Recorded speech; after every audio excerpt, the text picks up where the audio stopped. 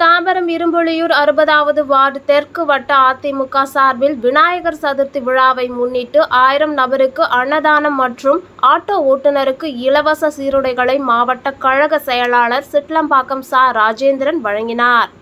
செங்கல்பட்டு மேற்கு மாவட்டம் தாம்பரம் மத்திய பகுதி 60வது வார்டு தெற்கு வட்டம் இரும்புலியூர் ஏரிக்கரை தெருவில் உள்ள அருள்மிகு ஸ்ரீ நவசக்தி விநாயகர் ஆலயத்தின் 25ஆம் ஆண்டு விநாயகர் சதுர்த்தி விழா வெகு சிறப்பாக கொண்டாடப்பட்டு வருகிறது.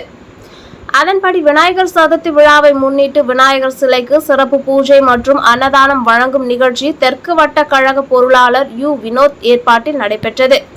இதில் சிறப்பு விருந்தினராக செங்கல்பட்டு மேற்கு மாவட்ட கழக செயலாளரும் முன்னாள் நாடாளுமன்ற உறுப்பினருமான சிட்லம்பாக்கம் ச. ராஜேந்திரன் கலந்து கொண்டு 1000 நபருக்கு அன்னதானம் வழங்கும் நிகழ்ச்சி தொடங்கி வைத்தார்.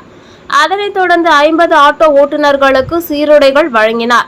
மாவட்ட கழக செயலாளர் சிட்லம்பாக்கம் ச. ராஜேந்திரன் மற்றும் அனைத்துலக எம்ஜிஆர் மன்ற தலைவரும் முன்னாள் அமைச்சருமான டி.கே.எம். சின்னையா ஆகியோர் வழங்கினர்.